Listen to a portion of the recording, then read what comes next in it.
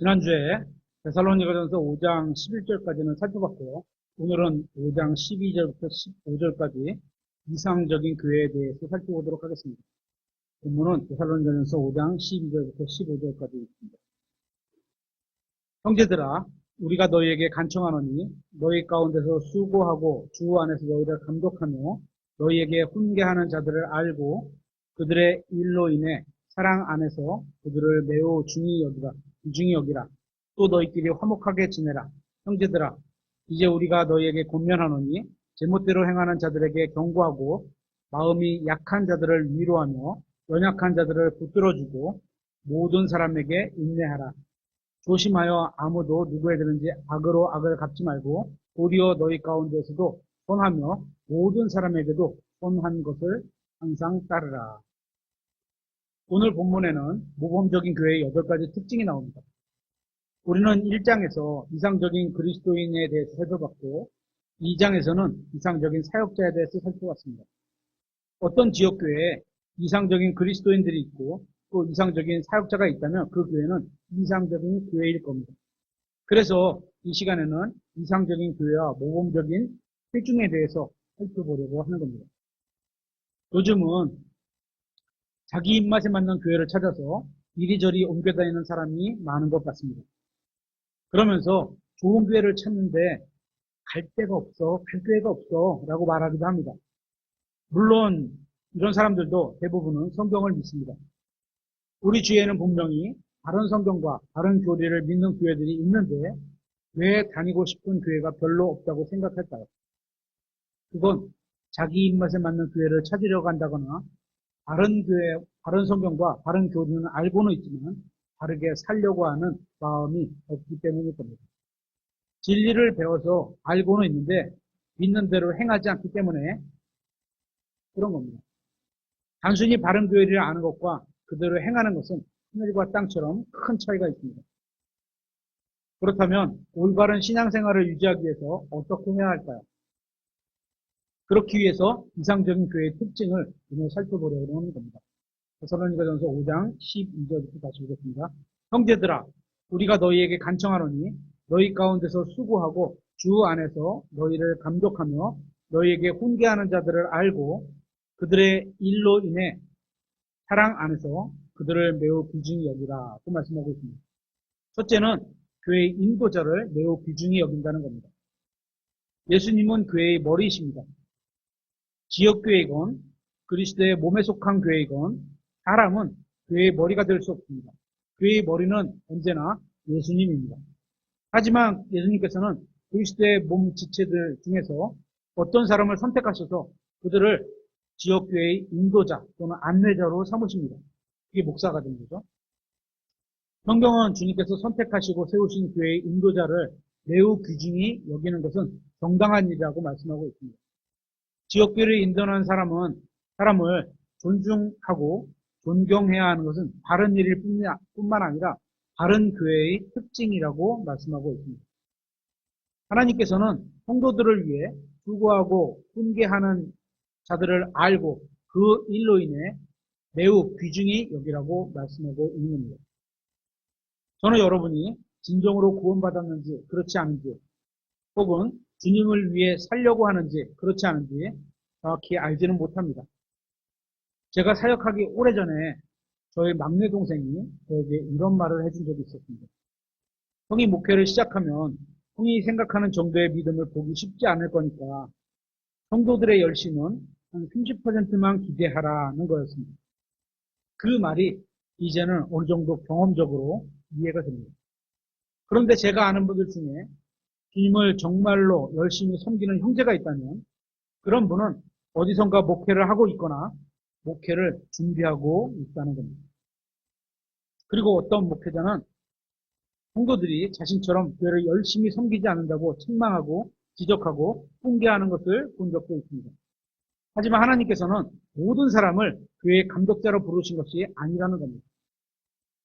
그리스도의 몸 안에 있는 모든 사람을 교회를 돌보라는 자리로 두지도 않으셨다는 겁니다. 그래서 각자에게 맞는 은사를 주신 거죠. 저는 지금 목회자나 사역자 입장을 대변하라는 것이 아니니까 오해하지 말고 들으시기 바랍니다. 성경은 만일 어떤 사람이 자신이 가진 힘과 시간과 능력과 재능과 은사를 들여 여러 사람이 그리스도인의 삶을 살도록 도와주는 사람이 있다면 여러분은 그 사람을 사랑해야 하고 그 사람에게 감사해야 하고 존경하고 존중해야 한다고 말씀하고 있습니다. 지금 저는 저 자신을 위해 이런 말을 하는 게 아닙니다. 어쩌면 여러분이 아주 먼 지역으로 이사를 가면 다른 교회에 다닐 수도 있을 겁니다. 아니면 제가 사임을 하고 다른 형제가 우리 교회에서 사역을 하게 될 수도 있는 겁니다. 그렇죠? 그러니까 꼭 제 말, 저에게 그렇게 하라 이런 말이 아닙니다. 그런데 만일 여러분이 성경을 배우고 싶고 진리를 알고 싶고 영적으로 성장하고 싶다면 그러한 일을 감당하고 있는 사람으로 인해 주님께 감사하고 그 사람을 존중해야 하는 겁니다. 누군가 여러분에게 성경을 가르치고 하나님 앞에 설 수 있도록 도와주고 하나님을 바르게 섬길 수 있도록 여러분에게 진리의 말씀을 선포한다면 그것은 거저 이루어지는 일이 아니라는 겁니다. 누군가 성경을 연구하고 설교를 준비하고 많은 시간을 들였기 때문입니다. 그래야 설교를 할 수 있죠. 그렇죠? 그래야 가능한 일입니다. 따라서 그 일을 하는 사람으로 인해 감사하고 그 사람을 존중해야 하는 겁니다. 누군가의 설교를 통해 하나님의 말씀을 들었다면 당연히 그 말씀을 주신 하나님께 먼저 감사를 해야 합니다. 하지만 그 말씀을 전해준 사람에게도 감사해야 하는 겁니다. 이것이 바로 바람직한 교회를 이루는 바람직한 성도의 태도인 겁니다. 제가 이런 말을 하는 것은 저 자신을 위해서가 아니라 하나님의 말씀이 성경에 이렇게 기록해 주셨기 때문입니다. 하나님께서 자신의 말씀을 증언하고 가르치도록 저에게 주신 것으로 인해 저 또한 주님께 감사드립니다. 주님의 말씀을 주님의 사람들에게 선포하는 것은 엄청난 특권이라고 저는 생각합니다. 제가 선포한 말씀을 통해 영적으로 도움을 받고 주님 앞에 바로 서 있게 되었다는 말을 들으면 이루 말할 수 없는 기쁨과 함께 감사와 사역자로 부르심에 대한 확신이 듭니다. 진리의 말씀을 선포할 수 있도록 인도해 주신 하나님께 감사드리고 또 이 사역을 돕고 있는 여러분들에게도 감사를 드립니다. 하나님께서 원하시는 교회는 말씀을 전하는 사람이 주님의 진리를 제대로 전하는 교회일 뿐만 아니라 성도들도 단순히 설교를 듣기만 하려고 교회에 오는 것이 아니라 선포되는 말씀을 통해 자신을 바로잡으며 영적으로 성장해 나아가고 그 말씀을 주신 하나님께 감사하고 그 말씀을 전해준 설교자를 존중하고 매우 귀중히 여기는 그런 교회인 겁니다. 목회자가 설교하고 말씀으로 섬기는 것을 당연히 여기는 것이 아니라 서로 감사하고 서로 감사하고 서로 존중하고 서로 귀하게 여기는 마음이 있어야 하는 겁니다. 주님으로부터 목사와 교사로 부르심을 받은 사람은 회중이 자신을 존중하든 그렇지 않든 상관없이 신실하게 말씀을 준비해서 전해야 하는 겁니다. 하지만 회중으로부터 합당한 존중과 존경을 받는 설교자는 더욱 기쁜 마음으로 하나님의 말씀을 준비하고 전할 거라고 저는 생각합니다. 바람직한 교회의 둘째 특징은 서로 화목하게 지내는 것입니다. 데살로니가전서 5장 13절 하반절에 또 너희끼리 화목하게 지내라고 말씀하고 있습니다. 부부간이라도 싸우고 다투는 집에는 들어가고 싶지 않을 겁니다. 이처럼 싸우고 다투는 교회에 가고 싶은 사람은 없을 겁니다. 서로 화목하게 지내는 것은 바람직한 교회의 특징이면서 동시에 우리가 교회를 만들어갈 때 고려해야 할 중요한 요소 중에 하나입니다. 바른 교회를 찾는 분이 있다면 먼저 진리를 가르치는 교회를 찾아야 합니다. 그리고 그 진리를 바르치게 가르치는 그 교회의 성도들이 서로 존중하고 화목하게 지내는지 살펴보면 되는 겁니다. 빌립보서 2장 3절에 아무 일도 다툼이나 허영심으로 하지 말고 겸손한 생각으로 각각 자기보다 남을 더 낮게 여기며 갈라디아서 5장 26절에도 우리가 헛된 영광을 구하여 서로 노엽게 하거나 서로 시기하지 말지니라 그 말씀하고 있습니다. 성도들이 서로 간의 잘못을 찾아내고 지적하고 비판하는 게 아니라 서로 돕고 섬기는지 봐야 합니다. 만일 어떤 분이 교회에 방문했을 때 성도들 간에 서로 돕고 섬기고 존중하고 권면하는 교회를 찾으셨다면 좋은 교회를 찾은 겁니다. 그래서 우리는 형제자매들 간에 사랑하고 섬김이 조화를 이루는 교회를 만들어 가야 하는 겁니다.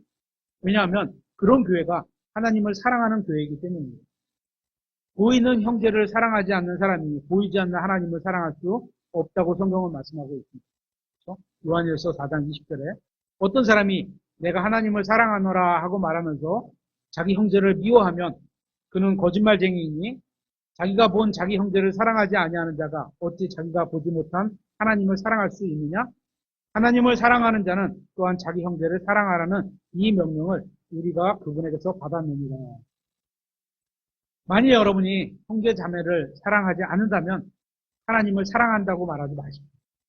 왜냐하면 한 교회 내에 있는 눈에 보이는 형제 자매를 사랑하지 않는 사람은 하나님을 사랑하지 않는 것이기 때문입니다. 바람직한 교회의 세 번째 특징은 제멋대로 행하는 자들에게 경고를 합니다. 데살로니가전서 5장 14절에 형제들아 이제 우리가 너희에게 권면하노니 제멋대로 행하는 자들에게 경고하고. 우리는 하나님의 말씀을 선포합니다. 하나님의 말씀을 선포하는 것은 죄가 무엇인지 알려준다는 것을 포함하고 있습니다. 교회에 있는 누군가 죄를 짓고 있는 사람이 있다면 그가 지은 죄를 예를 들어서 좀 예쁘게 받아서 실수라든지 그럴 수도 있지 이렇게 포장해서는 안 됩니다. 죄는 우리가 그것을 무엇이라고 부르든 간에 또 어떻게 꾸미든 간에 죄는 상관없이 죄입니다. 죄가 무엇인지 선포하고 회개하지 않으면 하나님께서 그 죄를 반드시 심판할 것이라는 것을 선포해야 합니다. 미리 알려주는데 어떻게 해요? 사랑으로 알려줘야 되겠죠. 갈라디아서 6장 1절에 형제들아 만일 어떤 사람이 잘못에 빠졌거든 영적인 너희는 온유의 영으로입니다. 의로운 영으로 과격한 영으로 이런 게 아니고 온유의 영으로 그러한 자를 바로 세워주고 너 자신을 주의 깊게 살펴보아 너도 시험에 들지 않게 하라. 어떤 사람이 죄를 지었는데 다른 사람들이 모르고 있다면 다른 사람들은 모르게 1대1로 책망을 해야 됩니다. 그죠? 그런데도 말을 안 들으면 교회의 목사님과 장로들과 같이 가서 책망을 해야 됩니다. 또 그래도 말을 안 듣면 어떻게 해요? 교회에 공개적으로 말을 해서 그래도 회개하지 않으면 쫓아내야 됩니다. 하지만 누군가 공개적으로 죄를 지었다면 경우가 다릅니다. 디모데전서 2장 20절에 죄 짓는 자들을 모든 사람 앞에서 꾸짖어. 모든 사람 앞에서 꾸짖어야 합니다. 공개적인 거니까. 다른 자들도 두려워하게 하라. 이렇게 해서 죄를 더 짓지 않도록 막으라는 거죠. 공개적으로 죄를 지었다면 공개적으로 책망해야 합니다. 그래야 지역교회의 순수성이 유지될 수 있습니다. 특히 성경에서 강하게 경고하고 있는 죄들이 있습니다.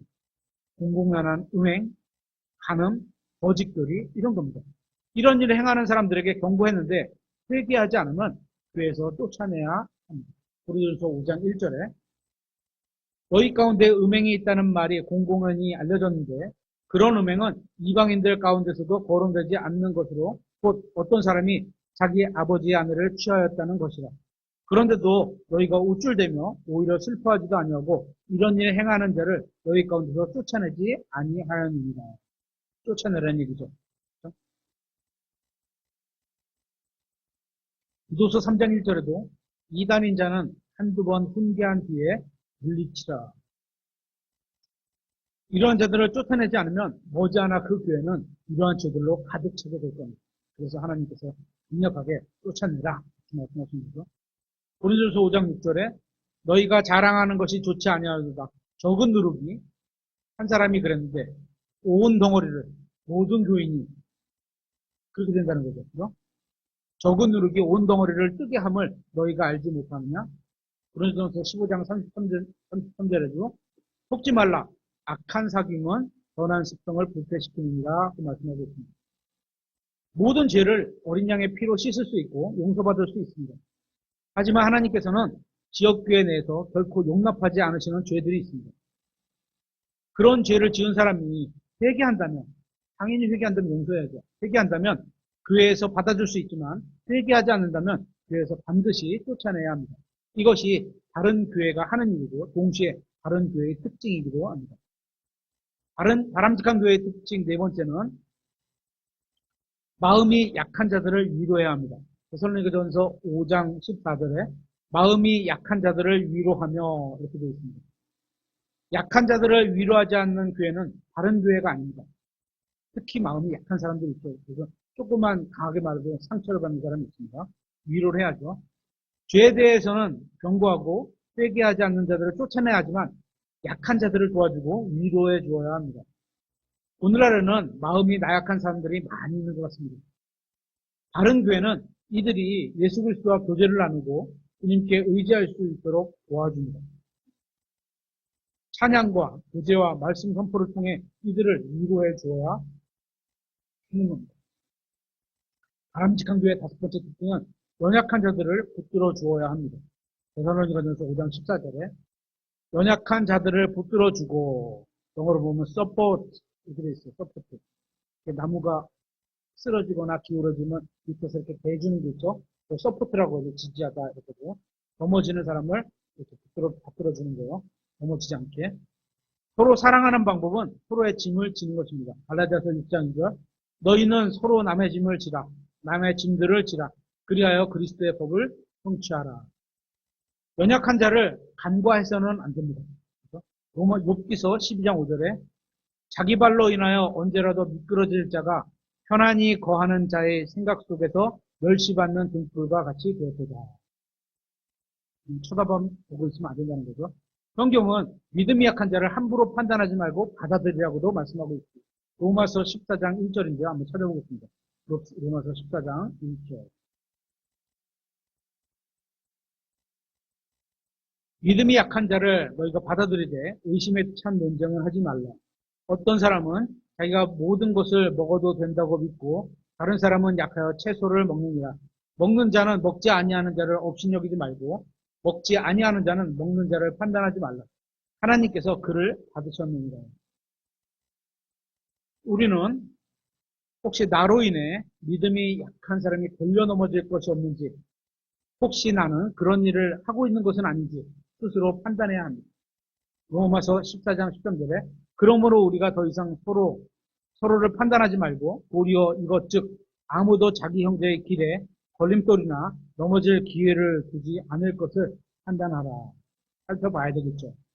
말로나 행동으로나 이런 거죠. 바람직한 교회의 여섯 번째 특징은 모든 사람에게 인내한다는 겁니다. 데살로니가전서 5장 14절에 끝절에 모든 사람에게 인내하라고 말씀하고 있습니다. 우리는 모든 사람에게 인내해야 합니다.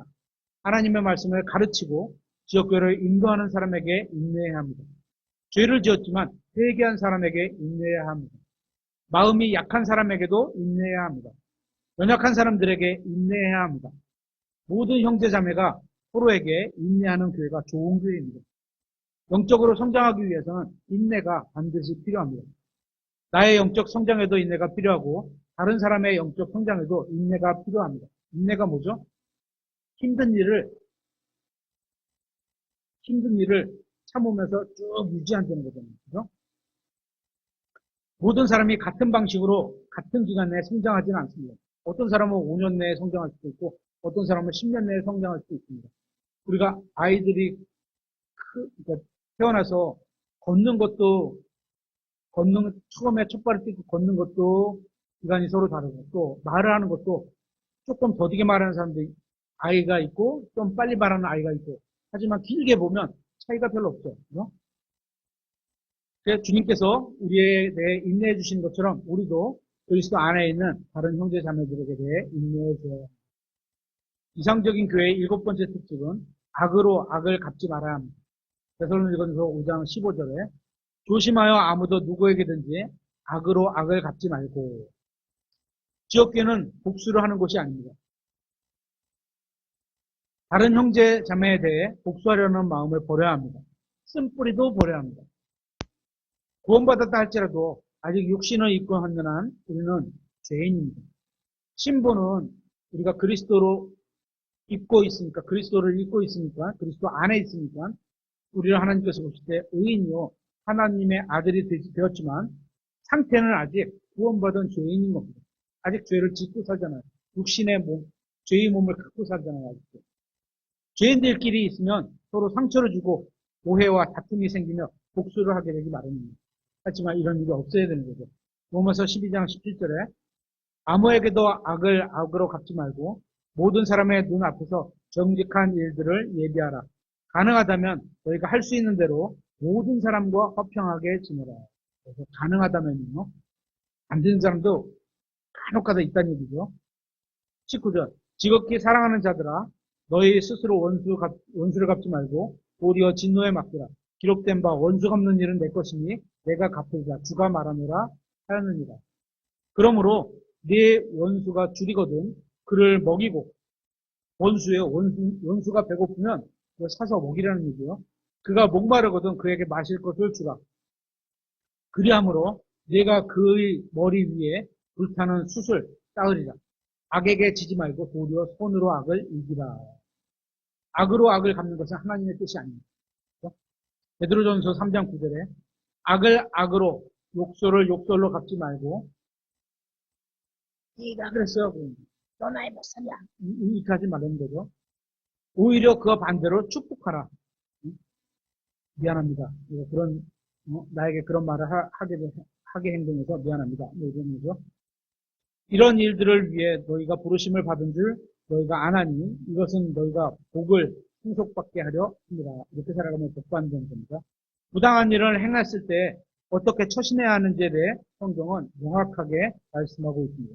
고린도전서 6장 7절에 그러므로 이제 너희가 너희 가운데 전적으로 허물이 있나니 이는 너희가 서로 소송하기 때문이라. 교회 안에서 형제자매들끼리 소송하지 말라는 겁니다. 그래서 세상 재판 판사 앞에 가서 소송하지 말라는 거예요. 어찌하여 너희가 차라리 부당한 일을 당하지 아니하느냐? 소송하는 것보다는 부당한 일을 당하는 게 낫다는 얘기예요. 어찌하여 차라리 빼앗기지 아니하느냐? 빼앗기는 게 낫다는 얘기예요. 그렇죠?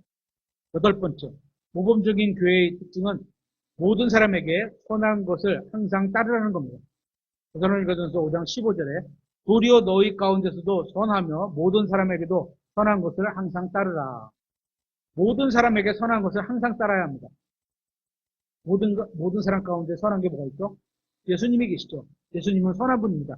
마태복음 19장 17절에 그분께서 그에게 이르시되 네가 어찌하여 나를 선하다 하느냐? 한 분 곧 하나님 외에는 선한 이가 없느니라. 하나님만 선하다고 하는데 예수님께서 말씀하시되 네가 나를 선하다고 하느냐? 네가 나를 하나님이라고 하는 거냐? 무슨 말이죠? 다만 네가 생명에 들어가려거든 명령들을 지키라 하시니. 요한복음 10장 14절에도 나는 선한 목자라. 선한 분은 누구라고요? 하나님이라. 나는은 누구죠? 예수님이죠. 그러니까 예수님이 하나님이라는 뜻이기도 포함되는 거죠. 나는 선한 목자라. 내 양들을 알고 내 양들도 나를 아느니라. 우리는 선한 예수님을 따라야 합니다. 베드로전서 2장 21절에 바로 그 일들을 위해 너희가 부르심을 받았나니 그리스도께서도 우리를 위해 고난을 당하심으로 우리에게 본을 남기사. 그죠? 그 본을 따라가야 된다는 거예요. 너희가 자신의 발자취를 따라오게 하셨느니라. 하나님께서 나를 선하게 대해주시는 것처럼 우리도 다른 사람들을 선하게 대해줘야 합니다. 특히 형제 자매들에게 선하게 대해야 함은 물론이고 모든 사람들에게 선하게 대해야 합니다. 모범적인 교회는 지역교회의 인도자를 귀중히 여기고 또 서로 화목하게 지내고 제멋대로 행하는 사람들에게 경고하고 마음이 약한 자들을 위로하고 연약한 자들을 붙들어주고 모든 사람에게 인내하며 악을 악으로 갚지 않고 모든 사람을 선하게 대합니다. 이게 그런 교회입니다. 모범적인 교회죠. 이런 모범적인 교회의 특징에 우리 교회가 얼마나 일치하는지는 모르겠습니다. 저는 여러분이 먼저 각자 자신을 이런 모범적인 교회의 특징과 비교해 보았으면 좋겠습니다. 그리고 나서 우리 교회와도 하나님의 말씀을 비춰봤으면 좋겠습니다. 만일 자신에게 부족한 점이 있다면 주님의 말씀과 능력을 통해서 변화 되시길 바랍니다. 그리고 우리 교회에게 부족한 점이 있다면 여러분이 그 부족한 점을 채워주시기 바랍니다. 저는 우리 교회가 모범적인 교회가 되었으면 좋겠습니다. 또한 여러분이 모범적인 그리스도인이 되었으면 좋겠습니다. 그래서 그리스도의 심판석에서 책망받을 것이 없는 모습으로 서 있으면 좋겠습니다. 주님께서 우리를 모두 변화시켜 주셔서 우리 모두가 모범적인 그리스도인이 되고 우리 교회가 모범적인 교회가 되기를 바라겠습니다.